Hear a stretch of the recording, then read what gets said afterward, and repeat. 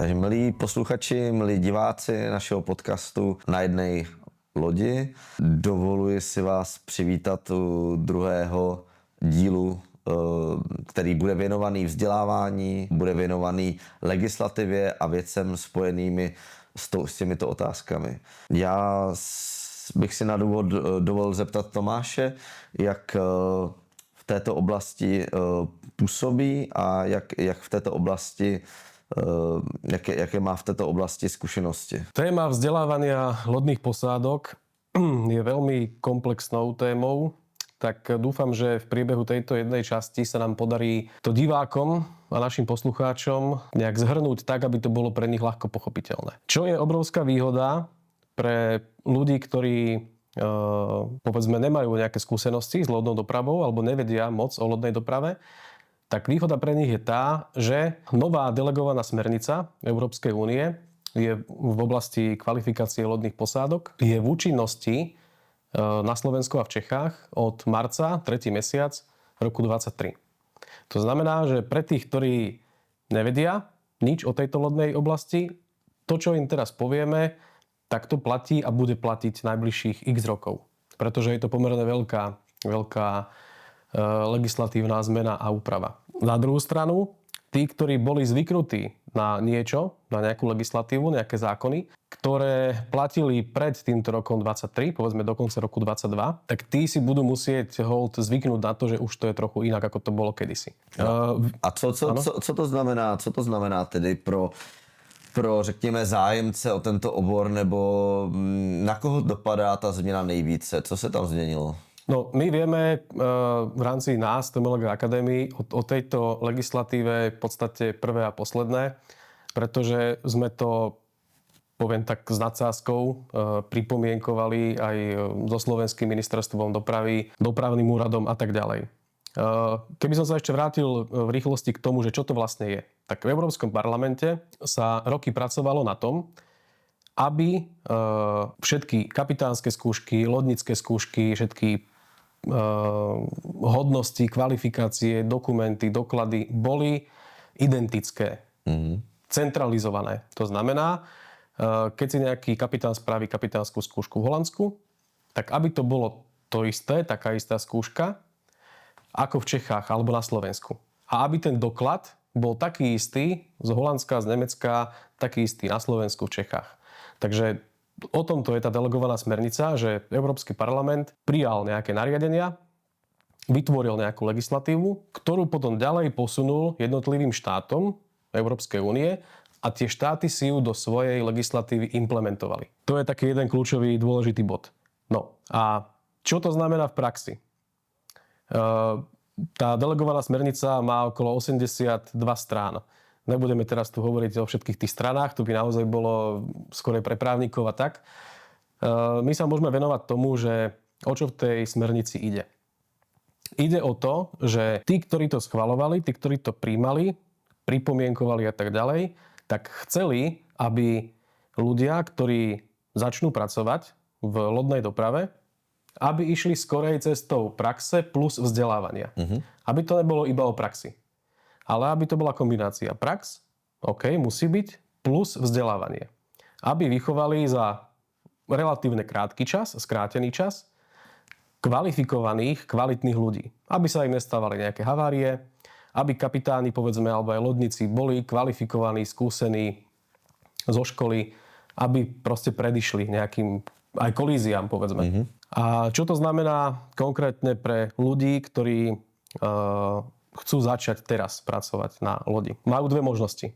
Prvá možnosť je tá, že idú len praxou. Tá delegovaná smernica hovorí o tom, že áno, je to možné.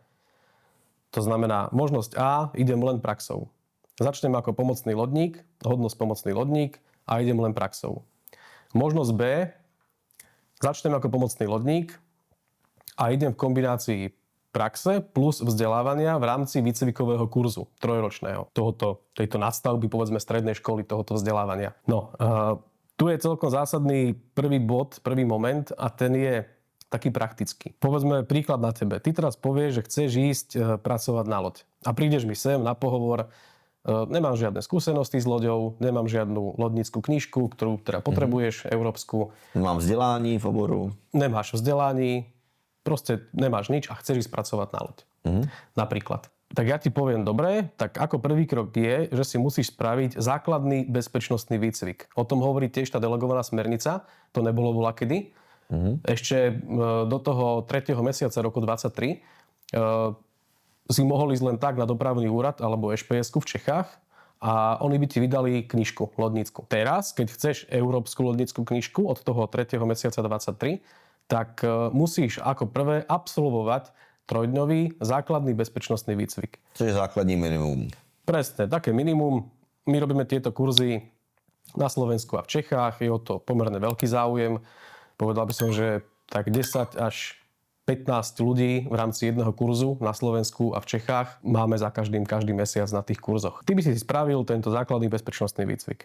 Získaš lodnícku knižku európsku a máš tam hodnosť najnižšiu možnú a to je pomocný lodník alebo inak povedané Dexman. A tak toto si spravíš a teraz sem prídeš a povieš, že no tento kurz mám spravený, mám knižku, pošlite ma na loď. A ja ti poviem, no bohužiaľ nepošleme, pretože pre ľudí s touto hodnosťou není práca takmer žiadna.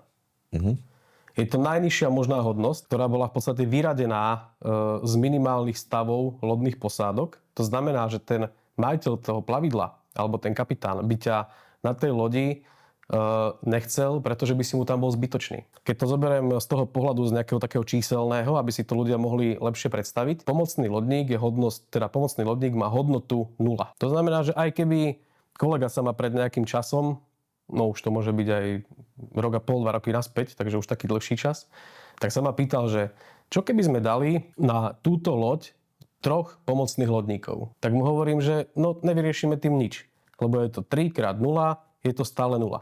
Preto konkrétne my prácu pre pomocných lodníkov negarantujeme.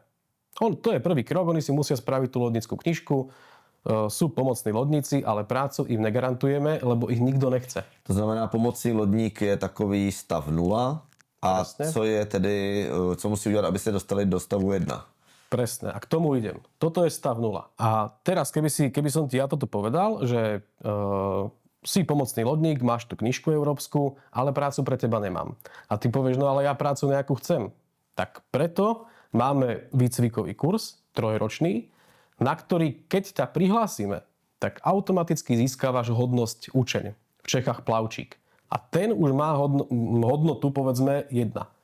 To znamená, že ty povieš, dobre, tak ma tam prihláste, idem k nám na trvalý pracovný pomer, prihlásime ťa do výcvikového kurzu a tú prácu pre teba máme.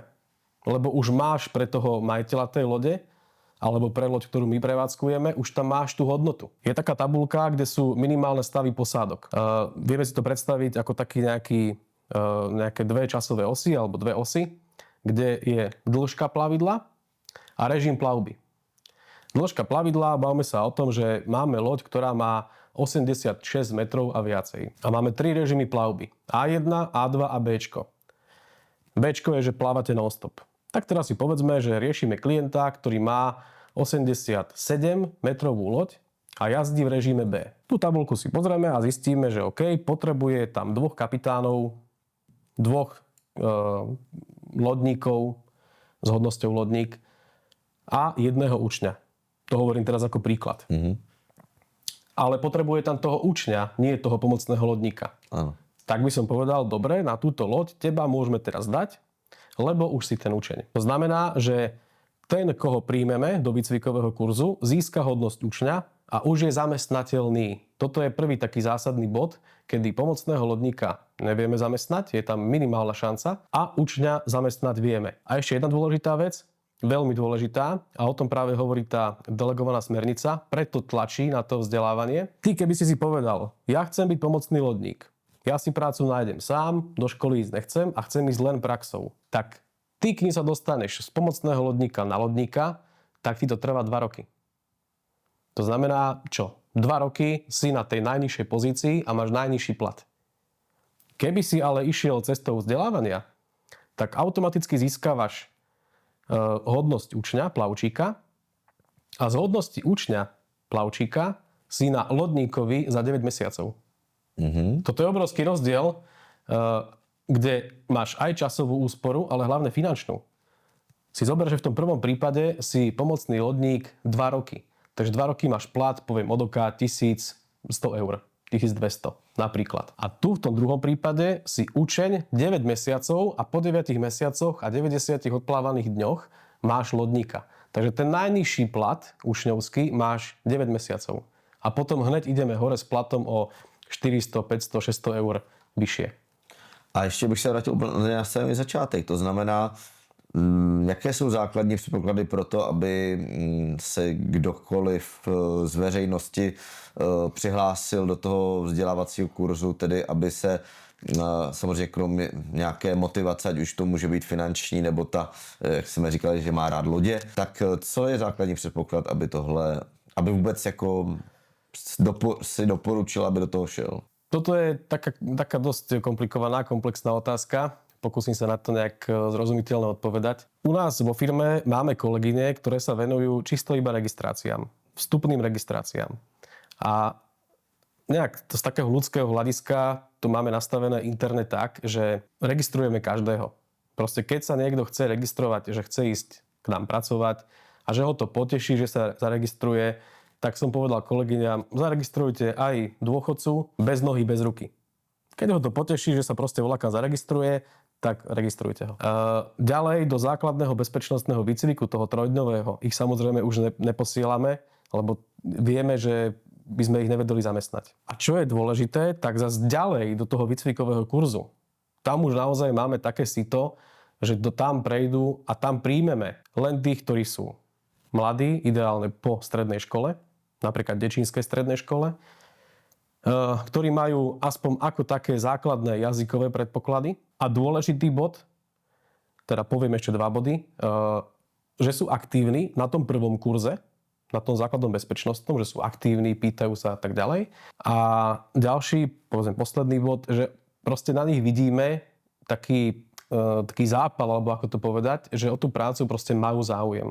Že sem chodia a pýtajú sa, kedy už konečne môžem ísť do práce, že telefonujú, že proste vidíme z ich strany, že áno, naozaj mám o tú prácu záujem. Teraz si poviem jeden konkrétny príklad, respektíve takú našu schému alebo koncept. Už som povedal, že tieto základné bezpečnostné výcviky, tie trojdňové, tie úvodné, to je taká vstupná brána, tak tie robíme každý mesiac na Slovensku a v Čechách. Nech sa nám to lepšie počíta, tak povedzme, že 200 ľudí dokopy prejde týmito základnými bezpečnostnými výcvikmi v priebehu roka. 200 ľudí. Minimálne 150 chce potom ísť ďalej pracovať k nám a chce ísť do výcvikového kurzu, lebo dôvody som hovoril, proste rýchlejšie hodnosti a tak ďalej. Tých dôvodov je viacej, že prečo chcú ísť do výcvikového, ale k tomu sa ešte vrátim.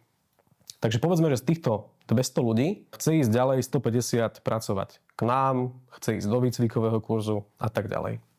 No, ale my z týchto 150 ľudí nemôžeme prijať všetkých.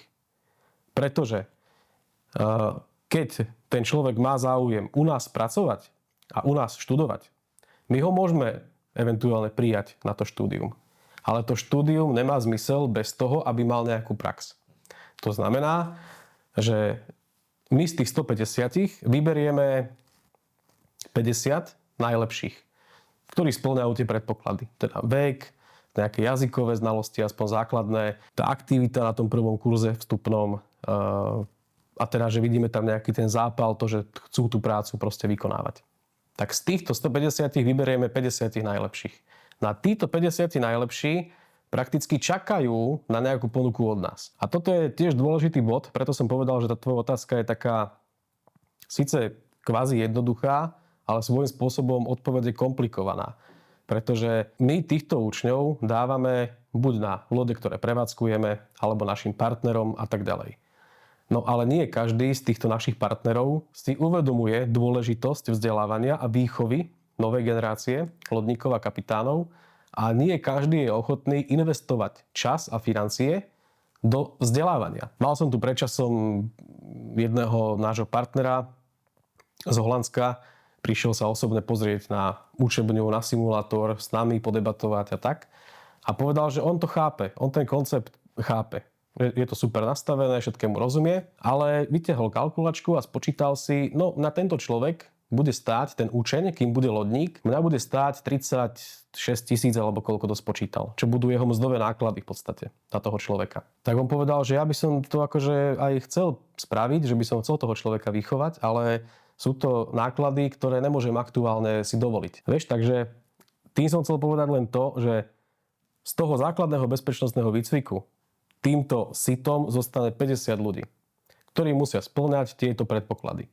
A teraz tí 50 ľudia čakajú na tú prácu, čo im my ponúkneme. Keď nejaká takáto ponuka príde, tak všetkým hovoríme, berte ju. Aj keď máte nejaký iný plán, že ponuka príde, ja neviem, v lete a máte naplánovanú už dovolenku alebo niečo, tak zrušte, čo máte a berte tú ponuku, skočte po nej. Keď tú ponuku zoberiete, skočíte po nej, vydržíte na tej lodi tých 9 mesiacov po toho lodníka za pomerne, že povedzme nízky plat, tak už potom po 9 mesiacoch, čo není až taká dlhá doba, tak ste lodník s výrazne vyšším platom a už sa otvárajú dvere.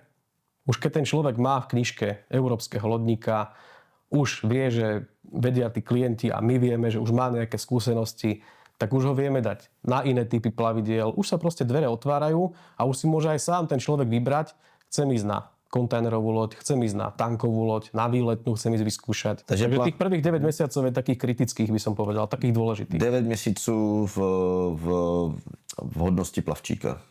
Presne. Alebo keby si teda povedzme ty, keď to na teba hovorím, takže keby si išiel tou prvou cestou, tak si 2 roky v hodnosti pomocného lodníka. Rozumím. Zkrátka, to vzdělávání tam hraje zásadní roli a to je hlavní změna té směrnice, kterou si zmiňoval, té evropské směrnice. Presne. Já bych se možná ještě, abych se v tom vyznal, dovolil zeptat, jak je to s tím vzděláváním ze strany států, to znamená, jak to v České republice a Slovensku vlastně v tuto chvíli se školami, tedy těmi zřizovanými státem. My sme pred časom, povedzme, že už to môže byť tak rok a pol, 2 roky, sa rozhodli, že v rámci tej informovanosti nestačia len tie naše aktivity. Že není sme sami na tom pieskovisku a ten slovenský a český štát sme proste jedna malá krajina, povedzme. Takže bolo by dobre vytvoriť nejakú sieť vzdelávania. Tú sieť vzdelávania sme vytvorili aktuálne tak, že sme tam my ako TMLG Academy, Žilinská univerzita v Žiline, Vysoká škola, katedra vodnej dopravy, a Dečínska stredná škola, odbor lodník. Tá spolupráca je tam aktuálne veľmi dobrá a ten postup, ktorý tam je vytvorený, je nasledovný. My v rámci výcvikového kurzu trojročného nemáme záujem o ľudí zo základnej školy. To znamená, že len po strednej škole. Tým pádom, aj keď chodíme na nejaké spoločné akcie, deň otvorených dverí alebo nejaké veľtrhy práce pre študentov a tak ďalej, tak keby som to zoradil nejak v poradí, tak je to Dečínska stredná škola, my a Žilinská univerzita. To znamená, zo základnej školy žiakov, ktorí majú 15 rokov, vyjdú základnú školu, smerujeme všetkých na Dečínsku strednú školu. Po ukončení tejto školy, ako hovorím, problém je voľba, takže nech sa rozhodnú. Že môžu ísť, napríklad keď chcú pokračovať na vysokú školu, tak môžu ísť na Žilinskú univerzitu. Prípadne teda, dobre, konkrétne Dečínska stredná škola je to trojročný odbor, kde si ale vedia spraviť ešte plus 2 roky nadstavbu, aby mali aj maturitu. Potom môžu ísť na Žilinskú univerzitu, kde si spravia bakalára. Zároveň tam je dohoda aj s Dečínskou strednou školou, aj so Žilinskou univerzitou, že počas obidvoch týchto škôl, a hlavne počas Žilinskej, si robia žiaci u nás kurzy gratis. To znamená, že ADN kurz odborník na prepravu nebezpečných látok, kurz radiotelephonistu, kurz odborníka na prepravu cestujúcich, základný bezpečnostný výcvik. Všetky tieto kurzy si v priebehu štúdií na týchto školách môžu robiť tí chlapci, tí žiaci u nás. Zároveň, keď si povedia žiaci po ukončení strednej školy v Dečíne, že oni nechcú ísť na vysokú školu, ale chcú ísť pracovať priamo na loď, tak sa vedia prihlásiť k nám do výcvikového kurzu a ďalej pokračujú v tom štúdiu a naberajú vyššie hodnosti opäť za polovičný čas. No a vlastně možná úplně na začátek, když se vrátím vlastně k tomu vzdělávání státnímu, tak ty jsi zmiňoval o tom, že vlastně na Slovensku teďka jako škola vyloženě střední škola lodní dopravy není. To znamená Česká republika nebo ta děčínská škola slouží zájemcům i právě ze Slovenska. Zase naopak my v České republice nemáme tu vysokou školu, takže se vzájemně doplňuje ten systém vzdělávání mezi Českou republikou a Slovenskem. Já jsem samozřejmě v minulosti se bavil i s nějakými školami z Polska a podobně, ale dejme tomu, že ta jazyková bariéra tam je zásadním problémem, aspoň pro některé studenty nebo pro většinu studentů. Ale možná bych se zeptal, jak se vyvíjí ten zájem o to vzdělávání. Aspoň teda, co se týká těch škol, protože samozřejmě v minulosti byla třeba v té Bratislavě ještě škola, střední škola lodní dopravy a možná v souvislosti s tím, jak se po roce 1989 vyvíjel ten systém té dopravy, jak se vyvíjela ta vodní doprava, tak i podpora toho vzdělávání. U nás v Děčíně nezanikla, v Bratislavě bohužel ano. Takže jaký je zájem v současné době o vzdelávání na školách? Rozdelil by som tvoju otázku na také dva body. Že záujem, aký je záujem a potom, že teda koľko je tých škôl a kde sú nejaké možnosti. Záujem je obrovský. Ako som už povedal viackrát a viackrát to budem používať, vidíme to z prvej rady. Záujem o aj vzdelávanie, aj následne prácu a hlavne o tú kombináciu. Aj vzdelávania, aj práce. Tak o to je obrovský záujem. To, čo som hovoril pred chvíľkou o tom základnom bezpečnostnom výcviku, že tam prejde cez tento náš kurz 200 ľudí ročne, plus mínus, tak už to hovorí o tom, že ten záujem je obrovský. A že ďalej, povedzme 150 chce ísť do výcvikového kurzu, čo je tiež vzdelávanie, tak už len to hovorí o tom, že je ten záujem obrovský. A všetci títo ľudia, ktorých som teraz spomenul, tých 200, povedzme, tak to sú Slováci a Češi. My sme hrdí na to, že sme československá firma, takže všetci títo ľudia, ktorých som teraz povedal, to sú Slováci a Češi. Všetko. Čo sa týka škôl, áno, Děčínská stredná škola, super. Je známa, má históriu, skúsenosti a tak ďalej. Tam není asi moc o čom hovoriť. K tomu záujmu na tejto škole, to sa ešte dostanem. Žilinská univerzita v Žiline, áno, vysoká škola, doplňame sa. Ostatné školy stredné na Slovensku, bola stredná škola na Slovensku dlhé roky. Vychovala veľa lodníkov, kapitánov, ktorí už teraz sú, povedzme, že takmer v dôchodkovom veku, alebo už na dôchodku. Tá už nefunguje. Na Slovensku máme v Bratislave dopravnú školu, strednú, kde je odbor lodník. Len to sa zase dostávame k tomu, že slabá informovanosť, žiadna propagácia a tak ďalej. Tým pádom na tento odbor sa nehlási nikto. A skôr sa hlásia, čo je úplne nonsens, ľudia, ktorí bývajú v Bratislave, tak sa hlási na Děčínsku strednú školu lodnícku a pritom má v Bratislave na dopravnej škole odbor lodník, kde sa môže prihlásiť. Dobre, takže tento odbor, k tomu by som sa asi viacej nevyjadroval, je možné, že ho aj časom zrušia, možno aktuálne už aj zrušený, neviem. Záujem nulový. Minulý rok nový pán riaditeľ strednej školy dopravnej vo Vrútkach, kúsok od Martina, tam spravil asi v nejakom experimentálnom formáte odbor lodník. Skorej to je smerované pre tú Žilinskú univerzitu. Že štvoročný odbor lodník vychová žiakov, absolventov pre Žilinskú univerzitu. Takže áno, aspoň takéto niečo je na Slovensku. Náš zámer je ten, že v Lohovci, kúsok od nás, je priemyselná stredná škola, kde je veľmi povedal by som, aktívna, zapálená pani riaditeľka, ktorej som predčasom odprezentoval nápad alebo náš návrh vytvoriť na tejto škole odbor lodník. Ona potom po nejakých diskusiách prišla s tým, že do nového odboru by neišla, ale že by chcela upraviť existujúci odbor, nejaký, myslím, že to bol mechanik alebo strojník, na lodníka. Takže na tom aktuálne pracujeme. Verím tomu, že do nejakého času, do roka, do 2, snáď čím skorej, my sme spravili podľa vzoru Děčínskej strednej školy odbor lodník, mechanik povedzme, aj tu v Lohovci. Ale trojročný. Podľa vzoru Děčínskej. Pretože aj Děčínska mala niekedy 2 odbory, lodník a strojník. Strojník bol 4-ročný a to zrušili.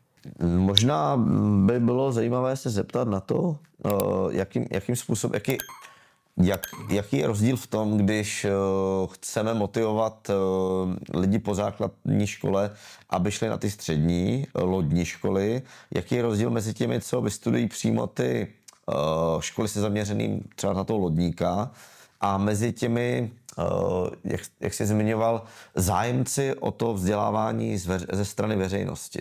No určite tí, ktorí k nám prichádzajú s tým, že sú absolventi strednej školy v Dečíne, odbor lodník, tak jasné, že 3 roky spravia niečo. Vedia pracovať s tými lanami, už boli aj na lodi, takže majú nejakú prax. Takže výhoda tam bez debaty je. Plus, oni keď výjdu tú strednú školu v Dečíne, tak majú európsku lodnú knižku s hodnosťou lodník. To znamená, že určite majú výhodu. Bez debaty. Pohybujú sa 3 roky v oblasti lodnej dopravy v rámci teórie, aj teda nejaké jazykové znalosti tam majú aspoň základné. Aj majú tú prax na tom plavidle. Takže majú tam bez debaty výhodu. Zas na druhú stranu musím povedať, že sa nám stalo z praxe už aj to, že dokonca si to pamätám, lebo som konkrétne tohoto chlapca riešil vtedy ja. Môže to byť tak asi 5 rokov naspäť alebo 4. Telefonoval mi, že vyšiel strednú školu v Dečíne, odbor lodník. Prax má iba zo školy, ale teda, že je mladý, jazyk trochu ovláda, nemčinu a teda chcel by to vyskúšať. Tak ja som vtedy ešte telefonoval jednému klientovi, u ktorého som vedel, že on tam má ten záujem o výchovu. A že teda, že aj vie toho mladého človeka viesť, vychovať, ukázať mu, venovať mu ten čas. Tak som mu hneď telefonoval, dohodol som to s tým klientom, tak tento žiak išiel k nám na trvalý pracovný pomer a poslali sme ho na túto loď.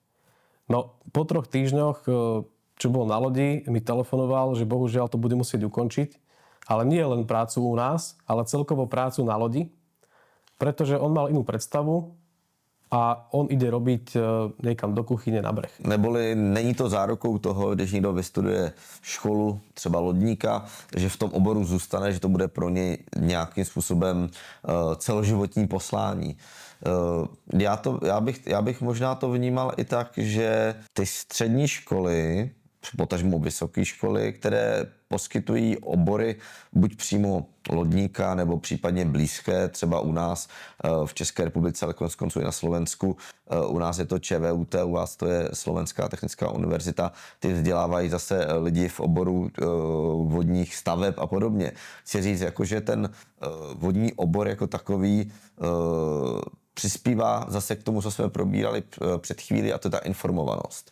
To znamená, i když ty žáci třeba přímo nestudují na té škole, tak je určitě důležité, aby ty školy existovaly, protože rozšiřují povědomí o tom oboru.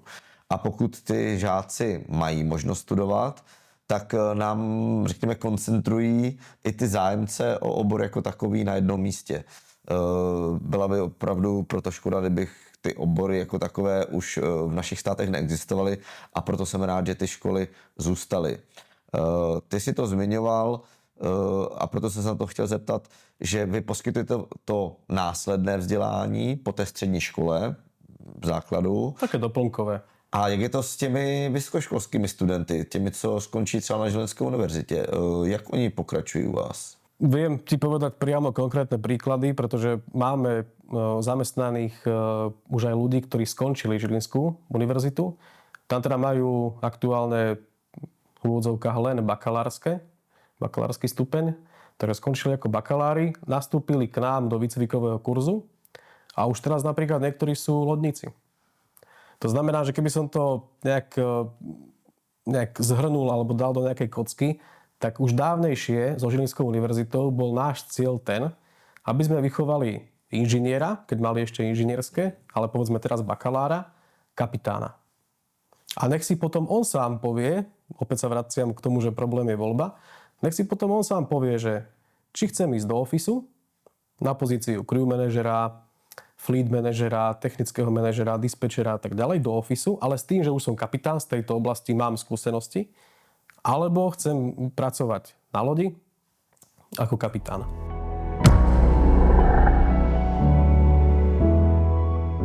Det Jestli Tomáši sám kapitán, tak bys mohl mi upřesnit, jak dlouho trvalo tobě stát se kapitánem, projít se tím, řekněme, starým systémem a jak, když jsme se tady bavili o tom, jak dlouho trvá stát se z učně neboli plavčíka lodníkem, tak jak v současné praxi, řekněme, člověku z ulice, který vidí vaši reklamu, nebo který, řekněme, ten obor ho nějakým způsobem zaujme a chtěl by se stát lodníkem, potažmo kapitánem, tak jak dlouho celý ten proces trvá? No, keby som začal mnou, tak na Slovensku a v Čechách takáto možnosť, ktorú ponúka naša akadémia aktuálne, tak takáto možnosť tu nebola. Škola STC v Holandsku funguje, myslím, že od roku 2000, alebo tak nejak, možno aj skore už. Takže človek sa mohol prihlásiť tam na takéto vzdelávanie. Takéto školy alebo inštitúcie vzdelávacie, ako sme my, Temologa Academy, tak také sú 3 v Európe a teda my sme jedna z nich. Keby som mal tú možnosť prihlásiť sa na vzdelávanie, keď som ja začínal, tak by som neváhal. Pretože, ako si povedal, bol by som kapitán za cca 3 roky, 2,5 až 3. Ja som išiel cestou nie vzdelávania a praxe, ale iba praxe. A kapitánom reálne, že som mal rímsky patent, dunajský a tak ďalej, tak som bol za nejakých 6 rokov, 6,5 plus minus, ale teda s tým, že ja som ťahal v kuse. To znamená, že nie je turnus 2-2 alebo 3-3 a bol som polovičku roka doma. Ja som ťahal aj 6, 7, 8 mesiacov v kuse. A áno, cca 6 rokov, 6,5 mi trvalo dostať sa na pozíciu kapitána. Teraz je ale druhá otázka, z tohoto vyplývajúca, ktorá súvisí aj s tou cestou praxe, aj s tou cestou vzdelávania. Že dobre, tu cestou kombinácie praxe a vzdelávania si za 3 roky kapitán. Papierový. Máš kapitánsky patent európsky, máš tam radar, cesty námorného charakteru, máš ADN-ko, proste všetky certifikáty, ktoré môžeš mať v tejto oblasti, tak vyjdeš náš výcvikový kurz, tak všetko máš. Všetky skúšky sú u nás, všetko máš spravené. Ale ďalšia otázka je prax. To znamená, že my nehovoríme to, že po 3 rokoch od nás vyjde hotový kapitán, že môže ísť na pozíciu prvého kapitána. To nie. Ale hovoríme to, že maximálne toho človeka pripravíme na certifikovanom simulátore, certifikáty proste, aby mal všetky, ale musí naberať samozrejme ešte tú prax za kormidlom. A čo ja viem, do nejakých možno roka a pol, 2 rokov, podľa šikovnosti, už môže ísť na pozíciu dvojkára kapitána. V mojom prípade to bolo tak, že aby som si trúfal už jazdiť úplne že sám, tak tých asi 8 rokov mi to trvalo. To znamená, kým som si porobil tie patenty, plus zase nejaké 2 roky ešte. A nebudou chtít všichni lodníci být kapitáni? Nie. Jaký je vlastně, když bychom měli posluchače, kteří nejsou z oboru, slyší náš rozhovor poprvé, tak jak si představit práci na palubě lodi, rozdíl mezi tedy základní prací lodníka a základní prací kapitána? Základná práca kapitána, či to je prvý kapitán alebo druhý kapitán, je viesť plavidlo. Úkolovať tú posádku, komunikovať s nimi, dohadovať prípadne s majiteľom nejaké prepravy alebo priamo s tým befrachterom nejaké dopravy. A základná práca lodníka ako takého je udržiavať tú loď povedzme v chode. To znamená pravidelná nejaká kontrola olejov, mazív, starať sa o tú loď v slova zmysle umývania, brúsenia, natierania, aby proste tá loď bola stále v dobrej kondícii, povedzme. No a samozrejme kontrolovať nakladky, výkladky, viazať tú loď, kotviť.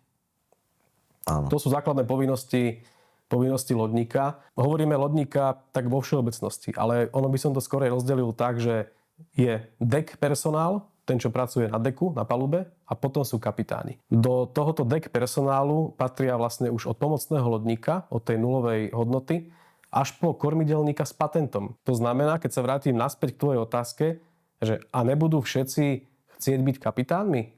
Nebudú, lebo není to pre každého. Toto vieme tiež z prvej rady, z vlastných skúseností, že máme x takých kormidelníkov s patentom, ktorí majú kapitánsky patent. Majú kapitánsky patent, voľakedy čo boli rínske, dunajské, labské, teraz je európsky, majú tieto patenty, ale oni nechcú kormidlovať. Nechcú mať tú zodpovednosť, nechcú tam sedieť x hodín denne, proste není to pre nich. vedia, že to nezvládnu, alebo to nechcú ani skúšať. Oni chcú proste byť na palube s najvyššou možnou hodnosťou, kormidelník s patentom, tým pádom s najvyšším možným mzdovým ohodnotením, ale kapitáni jako taky nechcú být. No, tak to je opravdu zajímavé, protože když jsem se samozřejmě díval na ten žebříček těch hodností a toho postupu, tak samozřejmě logicky mi napadlo, že každý chce dosáhnout toho nejvyšší hodnosti a nejvyššího ohodnocení. Zároveň možná by bylo dobré si představit vlastně, o jakým prostoru se bavíme, kde vlastně Češi a Slováci většinou na těch lodích skončí. Nebo skončí. Kam až doplují po té Evropě? No, keby som to mal zhrnúť tak, že koľko je lodných spoločností v rámci Európy a ako sú porozdeľované podľa štátov, tak určite najviac lodných spoločností, najviac lodí je v Holandsku. Holandsko, Nemecko, Belgicko, Francúzsko, veľa lodných spoločností má prihlásené plavidlá vo Švajci, v Švajčiarsku a v Luxemburgu. My najviac klientov, konkrétne aj v rámci TMLG Academy, aj v rámci našej TMLG Group, máme z Holandska. Jednoznačne najviac skončí na nemeckých a holandských plavidlách. Českých a slovenských posádok. A kam třeba ty osobně si nejdál doplul? Ja osobne som jazdil 5, takmer 6 rokov v podstate rieku Maas, rieku Rín, ARA, čo je Amsterdam, Rotterdam, Antwerpy. To boli také najčastejšie trasy. Samozrejme aj Dunaj. Dunaj najďalej asi Giurgiu. Giurgiu Ruse. Zhodou okolností tým, že prevádzkujeme jedno plavidlo, je to tlačný remorker na Dunaji, ktorý tlačí 2 tankové sekcie, tak zhodou okolností do tejto destinácie Giurgiu Ruse sem tam aj jazdíme s tým tlačakom. Ináč tam máme stálu štreku Rakúsko, Slovensko, Maďarsko, ale sem tam vyskočí nejaká preprava aj smer na stredný a dolný Dunaj. Takže tam to je veľmi, veľmi zaujímavé. Veľmi zaujímavá plavba. Povedal by som, že aj čiastočne obťažná. Toto je tiež také zaujímavé ináč, že dunajskí kapitáni sa sem tam tak, povedal by som, handrkujú s rínskymi, že tá rínska plavba je ľahšia, jednoduchšia. Je to pravda, že je jednoduchšia, len z toho dôvodu, že sa o tú dráhu starajú. To znamená, sú tam vytýčené boje, je tam garantovaná plavebná hĺbka a tak ďalej. Ten Dunaj je taký, a tým, že tam už jazdíme s týmto tlačným remorkerom už 6 rokov asi, tak už s tým máme nejaké skúsenosti, že jedna cesta je nejaká, čo ja viem, že ideme z toho Giurgiu do Bratislavy, tak ideme po nejakej trajektórii a keď ideme naspäť, tak už ideme po inej. Lebo prúdy a tak ďalej. Plus to je zle vyznačené. Slabo. Takže z tohoto pohľadu je ten Dunaj určite ťažší na plávanie pre kapitánov ako ten Rín. Ale je to len z tohoto uhla pohľadu. Ešte by som sa možno vrátil k jednej veci. Keď si sa pýtal na záujem mladých ľudí alebo celkovo ľudí, povedzme mladých po základnej škole, o štúdium na školách týchto štátnych, ako je Dečínská, Žilinská a tak ďalej. Keď som sa prvýkrát stretol s pani aktuálnou riaditeľkou Selnerovou, Dečínskej strednej školy, tak sme sa rozprávali o tom, že respektíve chcel som od nej vedieť čísla. Že koľko ľudí sa konkrétne hlási každý rok na odbor lodník. A koľko príjmajú. Tak povedzme, že to bolo 2,5 roka naspäť plus minus. A povedala mi nejaké čísla. Tie čísla boli také, že príjmajú 33 a hlási sa 28 alebo 25. No ono to je také, že opak toho nášho v podstate. Že tam tým pádom nemali žiadne sito. Oni proste zobrali všetkých. A na to sa potom, keď som sa rozprával aj s tými jednotlivými učiteľmi, na to sa strašne sťažovali. Že niekedy to bolo tak, že sa nám hlásilo 150 ľudí a zobrali sme len tých 30 najlepších. Teraz to je naopak. Respektíve bolo to naopak.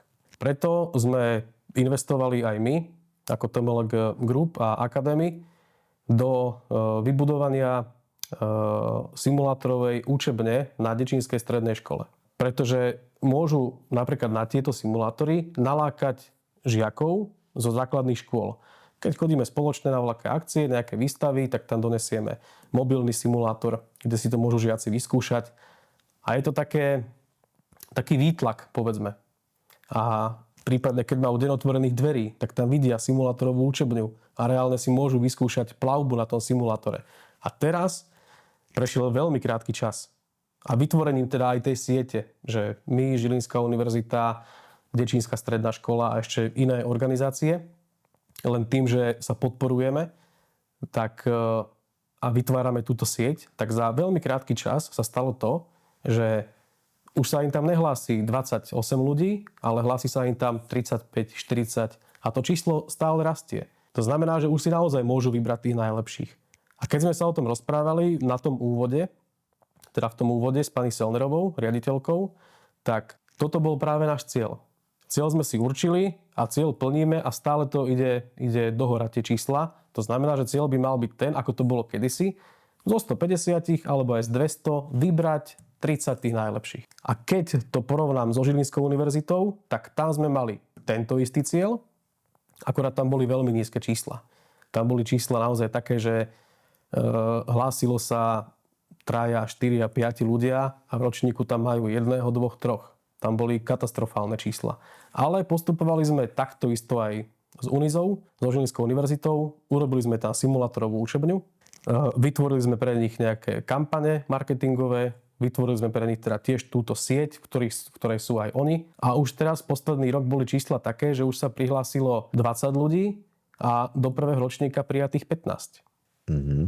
To jsou už mnohem lepší čísla a samozřejmě souvisí to si zmínil s tou informovaností a se vším a já to beru i zpětně a už jsem to zmínil, čím více bude studentů na těch školách, čím více rodin, řekněme v České republice a na Slovensku bude mít v rodině lodníky, kapitány, kohokoliv v oboru, tak tím větší je pravděpodobnost, že ten náš obor nejenom, že přežije, ale že bude prosperovat a bude mít nějakou zářnou budoucnost. Vodní doprava spolu s železniční dopravou je v rámci Evropské unie považována za nejekologičtější druhy dopravy. Na druhou stranu železnice i vodní doprava se potýkáme s podobnými problémy a určitě ta vzdělanost, o které se bavíme v tomto díle, je jedna z základních pilířů, jak tohle změnit. Možná jsem v minulém díle hodně mluvil o infrastruktuře, ale vlastně takovou infrastrukturou té vodní dopravy, jednou z té infrastruktury jsou ty školy, jsou ty akademie a je ta vzdělanost.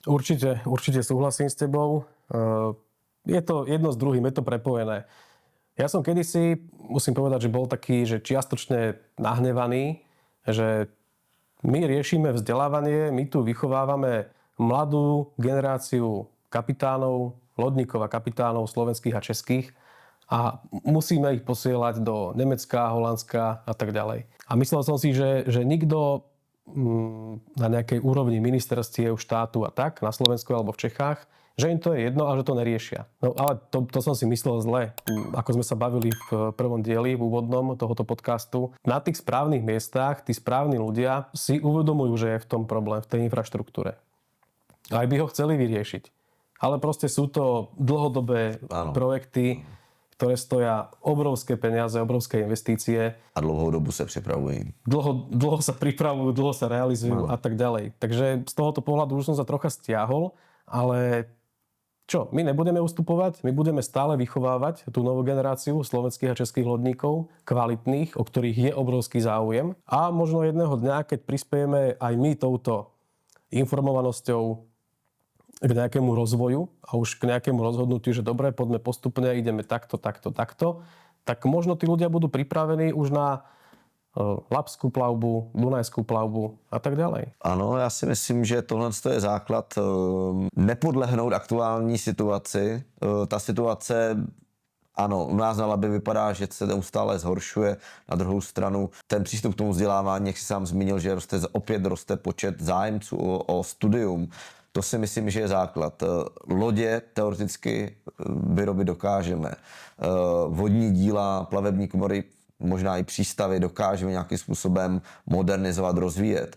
Ale pokud nebudou lidé, pokud se ztratí ta návaznost na tu tradici, řekněme, toho loďařskou, tak to bychom už velice těžko obnovovali. Takže je důležité, že teďka se podařilo dát, řekněme, nějakým způsobem stabilizovat ten obor v tom vzdělávání a doufejme, že další kroky v brzké době v příštích letech budou směřovat i k obnově, k rozvoji té infrastruktury, anebo třeba k obnově lodního parku.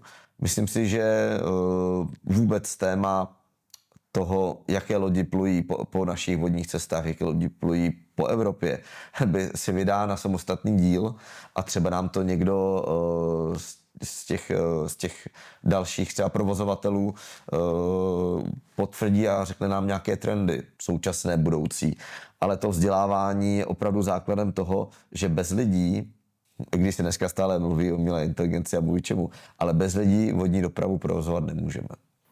Určite súhlasím, aj keď v Holandsku už sa testujú aj plavidlá, ktoré by boli ovládané v podstate, že ten kapitán to ovláda z domu cez dron. Dokonca aj s týmto našim certifikovaným lodným simulátorom, ktoré sú len teda 3 v Európe mimochodom, tak vieme to nastaviť tak, ten simulátor, že aj my po nejakej úprave s týmto simulátorom vieme ovládať tú dronovú loď v Holandsku. Sú to samozrejme len také testovacie verzie. Reálne môžu aktuálne jazdiť iba na kanáloch a vždy tam je potrebný aspoň ten jeden človek, ten lodník.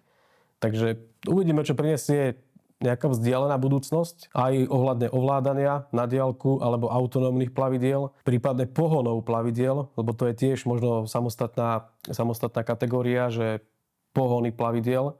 Máme jedného klienta, ktorý má lode, ktoré majú pohon na LNG. Obrovské množstvo výpadkov tam mali, blackoutov. Už tam nechce nikto plávať, lebo tí kapitáni sa boja, že im vypovie funkciu tá loď. A teraz čo s tým? Čo s takou loďou, ktorá je v plavbe a zrazu nemôžete urobiť nič? Takže toto sú tiež také zaujímavé možnosti do budúcna. Či už to je autonómna plavba, alebo jednotlivé pohony tých lodí. LNG, elektrika a tak ďalej. Samozřejmě, že se obor a asi žádný obor neobejde bez určité formy automatizace, případně nových forem řízení. Je to asi podobný typ, jako byla průmyslová revoluce, kdy také najednou stroje přebírali nějakou práci za lidi, tak i v tomhle pohledu to bude určitá nutnost, protože myslím, že se shodneme na tom, že když tady říkal, kolik desítek tisíc lidí chybí vůbec jakoby ve vodní dopravě v Evropě, tak tam to úplně se jakoby nedají ty počty doplnit těmi všude a ty požadavky, zejména v těch státech Belgie, Nizozemí, Německo a podobně, tam vodní doprava funguje dobře a jsou tam veliké požadavky i na nové posádky a tak. Na druhou stranu tyto země mají, dalo by se říct, až dokonale splavné vodní cesty, kanály, které mají celoročně přibližně stabilní podmínky, takže to jsou vodní cesty, na kterých lze uvažovat o těch inovacích. A pak je tady Rýn, pak je tady Dunaj, a pak je tady naše Labe, které mají poněkud dynamičtější vývoje plavebních podmínek, mění se tam neustále ty, řekněme, naplaveniny, mění se ty plavební dráhy, takže určitě tam to zavádění případně nových systémů bych odhadoval, že bude poněkud dlouhodobější, ale troufám si říct, že tak, jak se to ukázalo i u těch továren, bez těch lidí se ta vodní doprava jako celkově neobejde. Takže asi bych se nebál o to, asi se nemusíme bát o to, že by budoucí lodníci nebo kapitáni neměli práci, protože by mi umělá inteligence zebrala. Nebo co si o tom myslíš? S týmto konštatovaným môžem len súhlasiť, úplne s tým súhlasím. Akurát, ak si to hovoril, tak mi napadla k tomu jedna vec, keď to prepojím zase s tým našim výcvikovým kurzom trojročným. Tak my, keď sme dávali žiadosť na ministerstvo, respektíve dopravný úrad o tento výcvikový kurz, o akreditáciu, tak sme tam museli zahrnúť 6 predmetov. My sme ich tam zahrnuli, a teda nejaké testy ešte a tak ďalej. My sme ich tam zahrnuli 9, teda máme ich tam viacej, ako nám stanovuje legislatíva alebo zákon. A to preto, že si uvedomujeme, že kapitán budúcnosti už není iba ten, ktorý má kapitánsky patent, ktorý vie s tou loďou jazdiť, ale je ten, ktorý, jasné, spĺňa aj tieto dva parametre, že má tie skúsenosti a vie tú loď ovládať. Ale musí vedieť aj pracovať s počítačom, musí vedieť komunikovať s posádkou a musí ovládať jazyk. To znamená, že tieto 3 predmety sme do výcvikového kurzu nášho zapojili od začiatku, od prvého ročníka, od prvého semestra až po 6. semester, 3. ročník. Je tam práca s počítačmi, kde samozrejme sú aj prvky umelej inteligencie. Sú tam jazyky a je tam aj tá komunikácia s tou posádkou. My to teda skorej berieme v rámci našej akadémie ako taký crew management alebo možno veľký osobnostný coaching, ale toto sú predpoklady na kapitána budúcnosť. Není to už naozaj iba o tom, že viem na tej štreke jazdiť, mám tie kapitánske patenty, ale on reálne musí, a to hovorí aj tá delegovaná smernica, veľmi sa tam kladie dôraz pri skúškach lodnických a kapitánskych na komunikáciu. Nemyslím len komunikáciu teraz, že loď alebo loď prístav vysielačkou, ale komunikáciu aj s tou posádkou. Ako viesť tú posádku, ako ju správne ukolovať, ako ju kontrolovať. Trošku i psychologicky. Určite, manažersky, psychologicky, presne. Ono, kolik je takový obvyklý počet současných posádek? Ty jsi zmiňoval třeba i nepřetržitou plavbu a podobně, ale když jako jsou běžné posádky na lodích na Dunaji, na Rýne, tak jaký je teďka běžný stav? To by som mohol povedať nejaké priemerné číslo, ale vždy to závisí od toho, čo som spomínal, a to je tá tabuľka. To znamená, že keď sa bavíme o tom, že väčšina lodí určite má dĺžku nad 86 metrov. Tým pádom sme v tom poslednom riadku tej tabuľky, povedzme, a záleží potom od režimu plavby. Máme tam tu A1, ako som hovoril, A2 a B. Povedal by som, že najviac plavidiel je v dĺžke nad 86 metrov a v režime plavby B. Prečo tomu tak je? Financie. Keď sa dohaduje nejaký kontrakt medzi majiteľom tej lode a prepravcom, respektíve teda firmou, pre ktorú prepravujem ten tovar, tak aby tam bol dohodnutý čo najlepší kontrakt, tak dĺžka plavidla 87 a viacej a režim plavby B. Takže takýchto typov plavidiel v tomto režime plavby je najviac. A teraz dva také pohľady na túto tvoju otázku, že koľko by tam malo byť ľudí a koľko tam reálne tých ľudí je. Pretože ty máš loď vlastnú a teraz si povieš, že má 110 metrov, jazdím v režime B, podľa tejto tabuľky potrebujem prvý kapitán, druhý kapitán, kormidelník, lodník, učeň. Tak potrebuješ tam 5 ľudí. Tohoto jedného učňa vieš vyriešiť tak, že ten kormidelník má patent.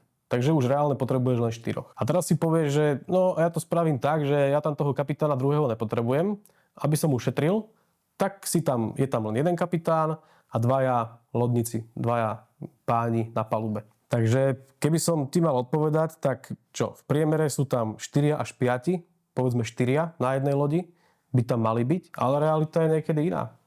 Čo som zažil aj ja realitu, však na tomto podcaste sa bavíme otvorene, nemáme čo skrývať. Čo som aj ja zažil realitu z praxe, tak bol som na 135 metrovej lodi, ktorá jazdila niekedy, nie vždy, ale niekedy jazdila v režime B a bol tam kapitán a ja som tam bol vtedy ešte ako dexman. To znamená 2 ľudia a mali tam byť minimálne 5. A keď som sa pýtal vtedy toho kapitána, pamätám si to, že no dobré, a teraz keď tam skytia policajti, tak čo? Lebo však chodia stále policajti na kontroly, to bolo na Rýne, tak povedal, že no majiteľ býva kúsok odtiaľto, ja to odstavím s tou loďou a poviem, že majiteľ za chvíľku príde. Jo, takhle. Takže oni to robia takto, aby ušetrili peniaze. Áno. Alebo to robia tak, lebo nemajú tú posádku a riskujú pokuty. Zkrátka, posádek je málo, anebo náklady rostou, takže se to majitelé nebo provozovatelé snaží řešit tímhle způsobem. Ale když jsme se bavili ještě o tom vzdělávání, tak jsi zmiňoval, že optimální pro nástup, řekněme, do toho výcviku je, když to jsou mladí lidé, když to jsou lidé ještě lépe po té střední škole lodní dopravy, jsou lodníci vystudovaný, a teďka z opačného směru. Jaký je podle tebe, nebo jaký třeba z praxe tady máte nejstarší zájemce ze strany veřejnosti? Najstarší záujemca, ktorý môže mať záujem, ale my ho nepríjmeme, neviem koľko môže mať, 60, 70, 80. To je extrém. To je úplný extrém. Dobře. Takých, ktorí reálne, že majú šancu aj na prijatie a ktorých sme aj prijali, aj keď boli starší trocha, ale osvedčili sa nám, tak majú okolo 40 až 45. Dobře, to bych ještě mohl, tak to je dobré. Takže, Čo je celkom zaujímavé, keď sa k tomuto ešte vrátim, tak títo páni, ktorých som teraz spomenul, tak sú väčšinou výsluhoví dôchodcovia z vojny, bývalí vojaci. Aha. Tak možno si zobrali akože z tej vojny tú nejakú precíznosť, pedantnosť a poslušnosť, povedzme. A taky jsou schopni těch turnusů, protože jsou zvyklí na nějaké střídání a podobně. Možno aj to. No a tí sa osvedčili. No, Ty sa výborně. osvedčili. Tak to je zajímavý příklad. Já osobně jsem absolvoval před několika lety výcvik aktivních záloh, což je teďka taky populární i u lidí, právě u těch čtyřicátníků, takže i armáda třeba v České republice motivuje lidi čtyřicátníky a nižší, řekněme, jako čerstvé padesátníky, aby vstoupili do armády, že to se pořád ještě vyplatí, aspoň teda v aktivní záloze. Takže věřím, že i u těch posádek ten věk do těch 45 let je ještě dobrý, pokud ty lidi jsou motivovaní. My sme tu, a ja som tú firmu založil tak, a všetkých kolegov v office k tomu vediem, aby sme boli takí ľudskí, úprimní, priateľskí, slušní a tak ďalej. K tomuto tiež tak ľudský pristupujeme a povedal by som s takým sedliackým rozumom, že čo som ti spomínal, že 200 ľudí prejde základným bezpečnostným výcvikom. Z toho 150 chce ísť do výcvikového ďalej, my vyberieme 50. No a teraz tu čaká 50 ľudí. Mladých, šikovných, s nejakou ambíciou a nejakou víziou a tak ďalej. 50 ľudí. No a teraz príde nejaký človek, ktorý má 45 rokov, povedzme, on týchto ľudí musí voľako predčiť. Vekom to není. Je to jazyk. Alebo nejaké skúsenosti, že povie, čo ja viem, že dlhé roky som pracoval s motormi, tak som mechanik. Alebo mám skúsenosti s elektrotechnikou, čo je tiež na lodi žiadané. Takže on týchto mladých musí nejakým spôsobom predčiť tento človek. A svými schopnostmi. S tými schopnosťami, s praxou. No vekom už bohužiaľ nie. Rozumím. Tak to je dobré, že věk je takhle i umožňuje i takhle zkušeným zaměstnancům se ucházet o praxi na lodích. Co se týká toho vzdělávání, myslím, že jsme si řekli velice hezky o tom, jakým způsobem tady funguje to státní vzdělávání, vaši spolupráci jako TMLG Academy s těmito školami a také, že jsme probrali i to, jakým způsobem je to vzdělávání důležité pro tu budoucnost vodní dopravy. To, co jsi říkal na začátku tohoto dílu, že základem byla ta evropská směrnice, tak jenom zopakuji, hlavním přínosem současné legislativní úpravy je to, že je kladen důraz nejenom na praxi, ale na praxi včetně vzdělávání, na kombinaci obojího. A zároveň možná i díky tomu vzdělávání se tím otevírá celý ten obor více lidem ze strany veřejnosti. To znamená, tady vidím ten základní rozdíl, že nemusíš mít vystudovanou tu školu, třeba toho lodníka, můžeš, říkám, mít tady po ulici a všimnout si toho, že tady máte pobočku, nebo že tady máte kancelář a říct si, chtěl bych to zkusit, a ta nová legislativa vlastně více motivuje lidi ze strany veřejnosti, aby vstoupili do toho oboru. Áno, súhlasím. Akurát, ako som ti spomínal, táto legislatíva, táto delegovaná smernica Európskej únie, myslím, že hlavne do toho hovorili v Európskom parlamente Holanďania a Nemci. Pretože v Holandsku už takéto volačo fungovalo. Ale oni chceli, aby to fungovalo nie len v Holandsku, ale aby tú možnosť mali aj ostatné krajiny. Tak my sme si to hneď ako prvé zobrali, OK, poďme do toho a to, čo funguje v Holandsku, teda tá škola STC, tak prečo by nemohla fungovať tu? To znamená, že tá legislatíva není, povedzme, že nová pre Holandsko. Holandsko si ju už teraz len troška upravilo, to, čo mali kedysi. Ale je úplne nová pre nás. My sme takéto možnosti nemali. Tým, že ich máme, tak sme to zrealizovali. Či už to sú lodnícke skúšky, kapitánske skúšky, ktoré sa môžu vykonávať na plavidle, alebo podľa tej delegovanej smernice novej na simulátore certifikovanom. Dobre, že sa vraciaš, že začali sme pri tej delegovanej smernici a ukončíme túto prvú časť, teda túto časť podcastu, ukončíme tiež s tou smernicou, lebo áno, presne ak si povedal, to ako ty to vnímaš, tak je to tak. Je to hlavne o tom vzdelávaní. že ľuďom dali tú možnosť, chcete si urobiť kvalifikáciu rýchlejšie, hodnosti získať rýchlejšie, poďte cestou nie len praxe, ale aj praxe a vzdelávania, tej kombinácie. Ale potom ešte ide o to, že som hovoril, že dokumenty sú centralizované. To znamená, ten istý kapitánsky patent, tú istú lodnícku knižku európsku, ako dostaneš v Holandsku, tak taká je aj z Česka. Niekedy to bolo, že akú máš knižku? Holandsku? Tak super. Ty máš akú knižku? Česku? Tam boli veľké problémy, to už je teraz také divné. Ty máš akú? Slovensku? Tak to už vôbec. Teraz sú to proste európske knižky, kde je európska centrálna databáza, ECDB, kde tebe vydajú knižku v Holandsku, zapíšu to do tej databázy a podľa QR kódu aj v Čechách zistia, že aha, tak táto knižka ti bola vydaná v Holandsku, je európska a máš hodnosť kvalifikovaný lodník.